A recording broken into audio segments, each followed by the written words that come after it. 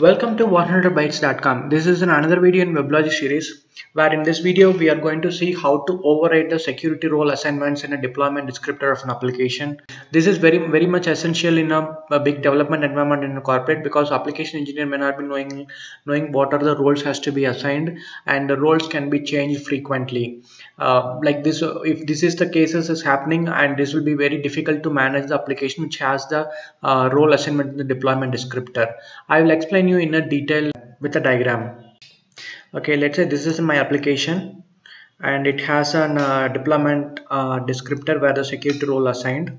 Okay, and this is another application where without a role assignment is there. Okay, that means like we are going to use the role assignment from the server, and this is my Weblogic server. Okay, and it is configured with a corporate database. Okay, so like let's say like I'm deploying both this application here in the server. This is a case 1, this is a case 2. In the case 1, if there is any changes in a security role assignment, so you need to change the deployment descriptor and need to redeploy. Okay, but in the case of case 2, if there is any changes in the security role, you no need to redeploy. This will be taken care in the roles which we assigned in the Weblogic console, I mean Weblogic server. There is no downtime of an application, but there is a downtime for that application which has the role assigned in deployment descriptor. The next disadvantage is by having the security roles in an application itself, that application engineers should know that overall the users have an access to this application. But in the case 2, it is not necessary because administrator can do this one.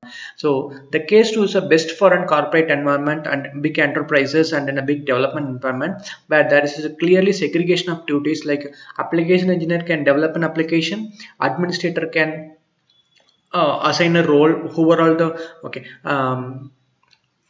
the case 2 is a best for a corporate the case 2 is a best for big enterprises.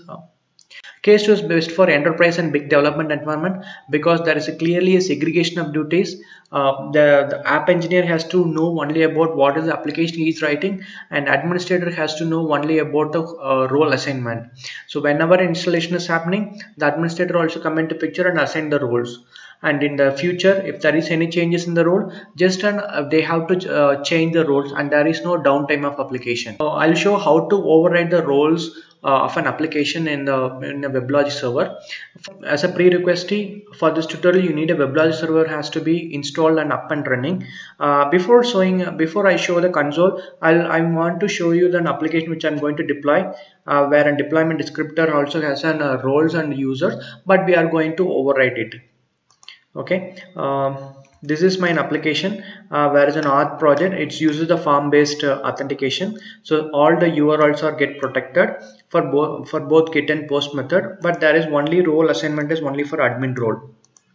Okay, so here it's a form based assignment. Let's say in the weblogic.xml, this admin role has only one user called test user as a part of a deployment descriptor, and I'll show how to override this security role assignment in a Weblogic server. So log into the Weblogic console, and I have already logged into the Weblogic console. Go to the deployments, install, and select your project. This is my auth project. I'm going to install this deployment application and click next. Okay, this is a very important step. This is the step which making all the changes. So just selecting this custom roles and policies will make to override the application, to override the roles which is specified in the deployment descriptor. Click next and click finish. So once it's finished, you can see in the security model, it will be specified like custom roles and policies. That means whatever the roles you are defining in the administrative console will be taken into effect. It will ignore the roles defined in the deployment descriptor. Before adding the roles for this application, I want to show the users and the groups in this Weblogic server. So my security realm, my realm, so users and groups. So for this application server, I have already configured an SQL authenticator where it will pull out the users and groups from the external database. You see here the users are pulled out from the SQL authenticators and the default authenticator, and we have 100 bytes DB1 user is there.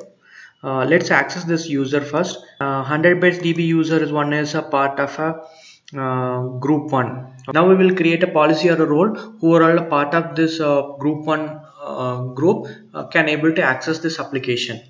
Let's see how to create a roles for this application. So for this, go to select, click security realms, my realm, and there is a tab for the roles and policies. And in the roles and policies, select the realm policy. And in the realm policy, we are having deployments. So in that, our project is there. So expand that, and you'll find the URL patterns. We are going to write a policy based on the URL pattern. So click on the URL pattern, click new, and we want to protect all the URLs, that is /star. So /star, keep the provider name as default, click OK. Now the URL pattern is created, that is for all stars. Now you have to click the /star again and assign a group. So /star, so you see that actually there will be already a statement is mentioning here. If you are using DD only or customer role security model for this deployment, then you cannot use the admin control to modify its security policies. But in our case, we have selected the custom roles and policies, and so that's why we are able to override the roles which is specified in the deployment descriptor. So what the URL pattern will be /star, and for what are the methods you want to do. So you have the list of all the methods. I'm going to put all the methods, and I'm going to create a condition. So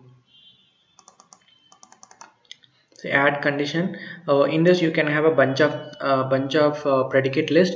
I'm going to select a group, click next, and a group 1, so which is a part of a database, external database, and who are all the members of the group 1 is going to access to this application. And you see the group 1 is came here, and you can add multiple conditions, and you can also put combine or uncombine, whatever you want. For us, we are going to keep only a group 1 and click save. Okay, now we have saved the policy for this application. Let's try to access this application with the users who are part of the group 1. Okay, first I'm going to try with the test user who is defined in a application deployment descriptor.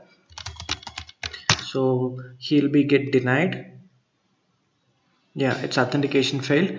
Now I'm going to try to access the application with the 100 byte DB user 1 who is a part of the group 1 group who sits in a external database.